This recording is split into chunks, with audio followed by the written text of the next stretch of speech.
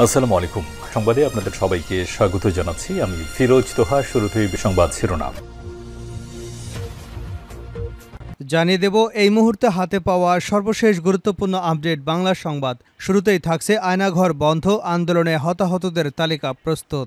অন্তর্বর্তীকালীন সরকারের প্রধান উপদেষ্টা ডক্টর মোহাম্মদ ইউনুস বলেছেন, বৈষম্য বিরোধী ছাত্র আন্দোলনে হতাহতদের মূল তালিকা প্রস্তুত হয়েছে। যাদের লাশ দূর দূরান্তে নেওয়া হয়েছে তাদের তথ্য সংগ্রহ করে তথ্যগুলো পূর্ণাঙ্গতা দেওয়া হচ্ছে। এছাড়া আয়নাঘরগুলো বন্ধ করে দেওয়া হয়েছে। শিগগিরই আমরা বল প্রয়োগ এবং গুমের শিকার ভাই বোনদের কষ্ট ও যন্ত্রণার সম্পর্কে জানতে পারব। এবারে জানাবো, দেশের গণতন্ত্রে ধ্বংসের জন্য নির্বাচন কমিশন অন্যতম দায়ী। বিএনপির সিনিয়র যুগ্ম মহাসচিব অ্যাডভোকেট রুহুল কবির রিজভী বলেছেন, আমাদের দেশের গণতন্ত্র ধ্বংস করার জন্য যারা অন্যতম দায়ী তাদের মধ্যে প্রধান হচ্ছে নির্বাচন কমিশন। সাংবিধানিক ব্যবস্থা লঙ্ঘন করার জন্য যারা দায়ী তাদের আইনের মাধ্যমে বিচারের দাবি করছে। আইনের কাঠগড়ায় দাঁড় করানো উচিত। জানাবো, যুদ্ধ এখনও শেষ হয়ে যায়নি, শহীদি মারছে নেতারা।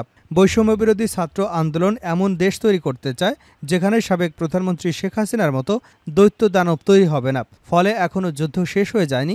গণতান্ত্রিক রাষ্ট্র প্রতিষ্ঠার জন্য অন্তর্বর্তী সরকারকে সময় দিতে হবে এবং শিক্ষার্থীদের মাঠে থাকতে হবে।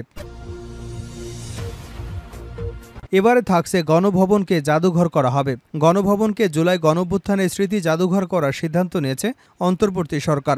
বৃহস্পতিবার অন্তর্বর্তী সরকারের প্রধান উপদেষ্টা নোবেল বিজয়ী ডক্টর মোহাম্মদ ইউনুসের নেতৃত্বে উপদেষ্টা পরিষদের বৈঠকে এই সিদ্ধান্ত নেওয়া হয়েছে। এদিকে ভারত বাংলাদেশের মানুষকে সবসময় কষ্ট দেয়। বিএনপির স্থায়ী কমিটির সদস্য ডক্টর এজেএম জাহিদ হোসেন বলেছেন, ভারত যখন দেখল শেখ হাসিনা পালিয়ে গেছে ঠিক তখনই পানির গেটগুলো খুলে দিল, আর পানিতে ফেনী, নোয়াখালী, লক্ষ্মীপুর, মৌলভীবাজার সহ দক্ষিণাঞ্চল ভেসে গেল। অর্থাৎ ভারত মানুষের বন্ধু নয়, তারা একটি দল, একটি পরিবারের বন্ধু। বাংলাদেশের মানুষের পাশে তারা মুখে মুখে আছে, কিন্তু কর্মে তারা বাংলাদেশের মানুষকে সবসময় কষ্ট দেয়। এবং সর্বশেষ জানাবো আন্তর্জাতিক সংবাদ। ইসরায়েলের ফিলিস্তিনি নির্মূল কৌশল, জাতিসংঘের সতর্কবার্তা। ইসরায়েলের চলমান আগ্রাসনের কারণে পশ্চিম তীরেও গাজার মতো বিপর্যয়ের পুনরাবৃত্তি ঘটতে পারে বলে গুরুতরভাবে সতর্ক করে দিয়েছে জাতিসংঘের একজন কর্মকর্তা। অধিকৃত ফিলিস্তিনি ভূখণ্ডে মানবাধিকার পরিস্থিতি নিয়ে জাতিসংঘের বিশেষ প্রতিবেদক ফ্রান্সেসকা আলবানিস মঙ্গলবার এ সতর্কবার্তা দিয়েছেন। এতক্ষণ শিরোনাম শুনছিলেন, এবার বিস্তারিত। প্রিয় দর্শক, আপনি যদি এই চ্যানেলে নতুন হয়ে থাকেন, ভিডিওটি দেখতে দেখতে চ্যানেলটি সাবস্ক্রাইব করে আমাদের সঙ্গেই থাকুন। আর এই ভিডিও সম্পর্কে আপনি আপনার মূল্যবান মতামতটি কমেন্ট বক্সে জানিয়ে দিন। আর হ্যাঁ প্রিয় দর্শক, জানিয়ে দিন ভিডিওটি কোথা থেকে দেখছেন।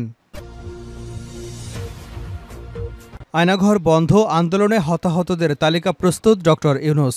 অন্তর্বর্তীকালীন সরকারের প্রধান উপদেষ্টা ডক্টর মোহাম্মদ ইউনুস বলেছেন, বৈষম্য বিরোধী আন্দোলনে হতাহতদের মূল তালিকা প্রস্তুত হয়েছে। যাদের লাশ দূর দূরান্তে নেওয়া হয়েছে তাদের তথ্য উপাত্ত সংগ্রহ করে তথ্যগুলো পূর্ণাঙ্গতা দেওয়া হচ্ছে। এছাড়া আয়নাঘরগুলো বন্ধ করে দেওয়া হয়েছে। শীঘ্রই আমরা বল প্রয়োগ, গুমের শিকার ভাই বোনদের কষ্ট এবং যন্ত্রণার সম্পর্কে জানতে পারব। বৃহস্পতিবার ছাত্র জনতার গণঅভ্যুত্থানের মাসপূর্তি উপলক্ষে দেওয়া বার্তায় এসব কথা বলেন তিনি। ডক্টর ইউনুস বলেন, আমাদের প্রধান দায়িত্বগুলোর মধ্যে একটি হলো বিপ্লবের সময় গুরুতর আঘাতপ্রাপ্ত হাজার হাজার মানুষের বিনামূল্যে চিকিৎসা নিশ্চিত করা। শেখ হাসিনার দুর্বৃত্তরা তাদের চোখ লক্ষ্য করে রাবার বুলেট ছোড়ায় অসংখ্য তরুণ শিক্ষার্থীর দৃষ্টিশক্তি হারিয়েছেন। আমরা আপ্রাণ চেষ্টা করব তাদের চোখের আলো ফিরিয়ে দিতে। তিনি আরও বলেন, আজ এই স্মৃতিময় বিষাদ দিনে আমি শহীদদের প্রতিটি পরিবার এবং আহত ব্যক্তিদের প্রতি জানাই অসীম কৃতজ্ঞতা। আমি সব শহীদ পরিবারের সদস্যদের রাজধানীতে আমন্ত্রণ জানাবো। কয়েকদিনের মধ্যেই তাদের সঙ্গে দেখা করব।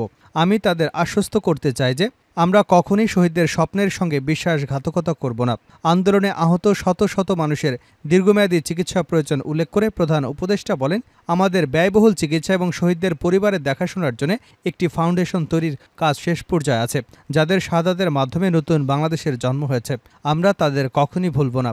15 বছরের গুমের ঘটনা প্রসঙ্গ টেনে প্রধান উপদেষ্টা বলেন, সম্প্রতি আমরা বল প্রয়োগ গুম থেকে যেসব ব্যক্তির সুরক্ষার জন্য আন্তর্জাতিক কনভেনশনে স্বাক্ষর করেছি, ফলে স্বৈরাচার দ্বারা প্রতিষ্ঠিত গুমের সংস্কৃতির সমাপ্তি ঘটানোর জন্য আন্তর্জাতিকভাবে প্রতিজ্ঞাবদ্ধ হয়েছি। আলাদাভাবে আমরা ফ্যাসিবাদী শাসনের 15 বছরের বলপূর্বক গুমের প্রতিটি ঘটনা তদন্তে একটি কমিশন গঠন করেছি। যেসব পরিবার তাদের নিখোঁজ পিতা, স্বামী, পুত্র এবং ভাইদের পাওয়ার জন্য বছরের পর বছর ধরে যন্ত্রণার সঙ্গে অপেক্ষা করছেন, আমরা আপনাদের বেদনার সমব্যথী। আয়নাঘরগুলো বন্ধ করে দেওয়া হয়েছে।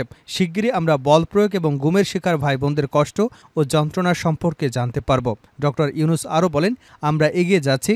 এখন আমাদের বড় চ্যালেঞ্জ হচ্ছে দুঃশাসন এবং স্বৈরাচার দ্বারা সৃষ্ট ক্ষত পূরণ করা।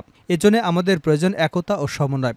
আমরা সবাই প্রতিজ্ঞা নিলাম, শহীদদের রক্ত এবং আহত ভাই বোনদের আত্মত্যাগে জাতি হিসেবে আমরা কিছুতেই ব্যর্থ হতে দেব না। যে সুযোগ তারা আমাদের তৈরি করে দিয়েছেন, সেই সুযোগকে আমরা কখনো হাতছাড়া করতে দেব না। আজ তাদের স্মৃতিময় দিনে আবারও প্রতিজ্ঞা করলাম, তাদের স্বপ্নের নতুন বাংলাদেশ আমরা গড়বই। দেশের গণতন্ত্র ধ্বংসের জন্য নির্বাচন কমিশন অন্যতম দায়ী রিজভী। বিএনপির সিনিয়র যুগ্ম মহাসচিব অ্যাডভোকেট রুহুল কবির রিজভী বলেছেন, আমাদের দেশের গণতন্ত্র ধ্বংস করার জন্য যারা দায়ী তাদের মধ্যে অন্যতম নির্বাচন কমিশন। সাংবিধানিক ব্যবস্থা লঙ্ঘন করার জন্য যারা দায়ী তাদের আইনের আওতায় এনে বিচারের দাবি জানাচ্ছে। আইনের কাঠগড়ায় দাঁড় করানো উচিত। বৃহস্পতিবার রাজধানীর নয়াপল্টনে বিএনপির কেন্দ্রীয় কার্যালয়ে এক সংবাদ সম্মেলনে তিনি এসব কথা বলেন। গণমাধ্যমের সংবাদ প্রকাশের প্রতিবাদে এই সংবাদ সম্মেলনের আয়োজন করে agriculturist association of Bangladesh. Ruhul Kabir Rizvi বলেন, এক ভয়াবহ দানবের পতন হয়েছে পৃথিবী কাঁপানো শিশু কিশোরদের আন্দোলনের মধ্য দিয়ে। এই আন্দোলনের ধারাবাহিকতা চালিয়ে আসছে বিএনপি, ২০ দলীয় জোট, সমমনা জোটগুলো। ৫ই অগাস্টের একটি পটভূমির মধ্য দিয়ে স্বৈরাচার শেখ হাসিনার পতন হয়েছে। স্বৈরাচারের দোসরদের সঙ্গে আঁতাত করা মানে শহীদদের রক্তের সঙ্গে সম্পূর্ণভাবে বেইমানি করা জানিয়ে রিজভী বলেন, আমাদের দল এমন একটি রাজনৈতিক দল যার সঙ্গে স্বাধীনতা ও গণতন্ত্রের গভীর সম্পৃক্ততা রয়েছে, সকল ধর্মের প্রতি শ্রদ্ধাশীল রয়েছে। তিনি বলেন, একটি রাজনৈতিক দলের নেতাদের অতীত আঁতাত করার যে রেকর্ড আছে তারা ক্ষমতার কথা বলছে। গণহত্যাকারীদের সঙ্গে কিসের ক্ষমতা? গণহত্যাকারীদের গণহত্যায় জড়িত আইনশৃঙ্খলা বাহিনীসহ জড়িতদের অবশ্যই বিচার করতে হবে। এখনও সকল অফিস আদালতে শেখ হাসিনার প্রেতাত্মারা বসে আছে। বর্তমানে শিক্ষা প্রতিষ্ঠানে একটি বিশেষ গোষ্ঠীর লোকদের নিয়োগ দেওয়া হচ্ছে এবং জনগণের নজরে এসেছে বলেও মন্তব্য করেছেন তিনি। প্রধান নির্বাচন কমিশনারের সমালোচনা করে তিনি বলেন, দখল ডাকাতি নির্বাচনে আপনি এককভাবে ফলাফল ঘোষণা করেছেন। আপনি কেন পদত্যাগ করেননি? আপনার কাছে চাকুরিটাই বড় ছিল। দেশ এবং রাষ্ট্রের কথা কি মনে ছিল না? আমাদের দেশের গণতন্ত্র ধ্বংস করার যেগুলো দায় তার মধ্যে অন্যতম নির্বাচন কমিশন। এখনও যুদ্ধ শেষ হয়ে যায়নি, শহীদ মার্চে নেতারা। বৈষম্য বিরোধী ছাত্র আন্দোলন এমন দেশ তৈরি করতে চায় যেখানে সাবেক প্রধানমন্ত্রী শেখ হাসিনার মতো দৈত্য দানব তৈরি হবে না। ফলে এখনও যুদ্ধ শেষ হয়ে যায়নি। গণতান্ত্রিক রাষ্ট্র প্রতিষ্ঠার জন্য অন্তর্বর্তী সরকারকে সময় দিতে হবে এবং শিক্ষার্থীদের মাঠে থাকতে হবে। ছাত্র জনতার গণঅভ্যুত্থানের ১ মাস পূর্ণ হওয়ায় শহীদদের স্মরণে শহীদ মার্চ উপলক্ষে এক সমাবেশে বৈষম্য বিরোধী ছাত্র আন্দোলনের ঢাকা কলেজের নেতারা এসব কথা বলেন।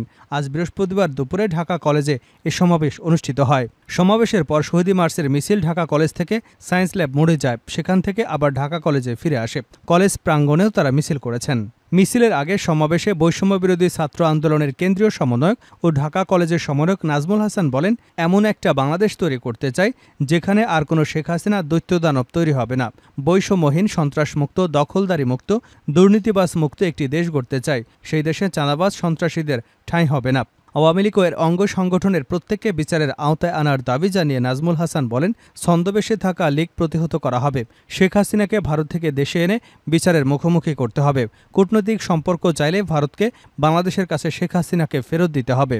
এই যুদ্ধ শেষ হয়নি বলে মন্তব্য করে বৈষম্য বিরোধী ছাত্র আন্দোলনের কেন্দ্রীয় সমন্বয়ক ও ঢাকা কলেজের সহ সমন্বয়ক রাকিব বলেন, এই রাষ্ট্র সংস্কার করতে দিতে হলে মাঠে থাকতে হবে। যে কোনো সময় প্রতি বিপ্লব হতে পারে। ছাত্রলীগ এখনও ছন্দবেশে মাঠে নামে, কখনো আনসার, কখনো রিকশা চালক, কখনো পল্লী বিদ্যুৎ কর্মী, কখনো গার্মেন্টস শ্রমিক হিসেবে মাঠে নামে। দেশের মানুষ যেটা চায় সেটার পক্ষে যদি না আসেন, চিহ্নিত করে তাদের ধরিয়ে দেব।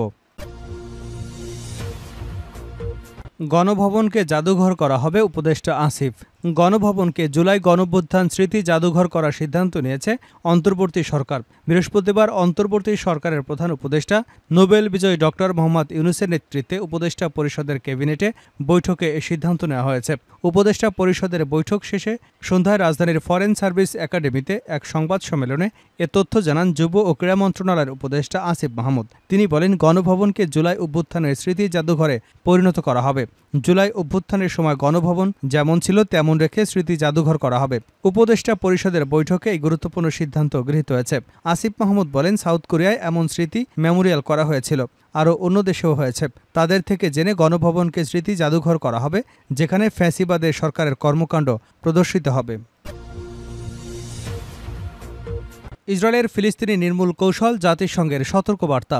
ইসরায়েলের চলমান আগ্রাসনের কারণে পশ্চিম তীরেও গাজার মতো বিপর্যয়ের পুনরাবৃত্তি ঘটতে পারে বলে গুরুতরভাবে সতর্ক করে দিয়েছেন জাতিসংঘের একজন কর্মকর্তা। অধিকৃত ফিলিস্তিনি ভূখণ্ডে মানবাধিকার পরিস্থিতি নিয়ে জাতিসংঘের বিশেষ প্রতিবেদক ফ্রান্সেসকা আলবানিজি মঙ্গলবার এই সতর্কবার্তা দেন। ইসরায়েলের চলমান আগ্রাসনে গভীর উদ্বেগ প্রকাশ করে তিনি বলেন, গাজার সহিংস সংঘাত পশ্চিম তীরে ছড়িয়ে পড়ার ঝুঁকি রয়েছে, যা ইতিমধ্যে ইসরায়েলি দখলে থাকা ভূখণ্ডে ফিলিস্তিনিদের জন্য পরিস্থিতি আরও কঠিন করে তুলবে। আলবানিজি বলেন, ইসরায়েলের হত্যামূলক সহিংসতা গাজা থেকে বেরিয়ে অধিকৃত ফিলিস্তিনি ভূখণ্ডের অন্যান্য অংশেও ছড়িয়ে পড়ার ঝুঁকি রয়েছে, আর এই পরিস্থিতি সৃষ্টি করা ইসরায়েলের একটি বৃহত্তর কৌশলের অংশ। তিনি বলেন, দখলদার ও যুদ্ধবাজ ইসরায়েল একই সঙ্গে গাজা এবং পশ্চিম তীরকে লক্ষ্যবস্তু বানাচ্ছে, যা একটি সামগ্রিক নির্মূলকরণ প্রতিস্থাপন এবং আঞ্চলিক সম্প্রসারণ প্রক্রিয়ারই অংশ। এ বিষয়ে আন্তর্জাতিক সম্প্রদায়কে সতর্ক করে আলবানিজ বলেন, এ বিষয়ে আন্তর্জাতিক সম্প্রদায় ইসরায়েলকে দীর্ঘদিন ধরে যে ছাড় দিয়ে আসছে তার পরিপ্রেক্ষিতে ইসরায়েল অধিকৃত ভূখণ্ডকে ফিলিস্তিনি মুক্তকরণে সক্ষম করেছে। এর ফলে ফিলিস্তিনিরা ক্রমশ ঝুঁকির মধ্যে পড়েছে উল্লেখ করে তিনি দৃঢ়তার সঙ্গে বলেন, ফিলিস্তিনিরা এখন এমন এক শক্তির করুণার উপর নির্ভরশীল হয়ে পড়েছে যারা কিনা তাদেরকে একটি জাতীয় গোষ্ঠী হিসেবে নির্মূল করবার অপচেষ্টা চালাচ্ছে। জাতিসংঘের এই কর্মকর্তা কথাগুলো এমন সময় বলেন যখন গাজা এবং পশ্চিম তীর উভয় স্থানেই ইসরায়েলি সহিংসতা বৃদ্ধি পেয়েছে।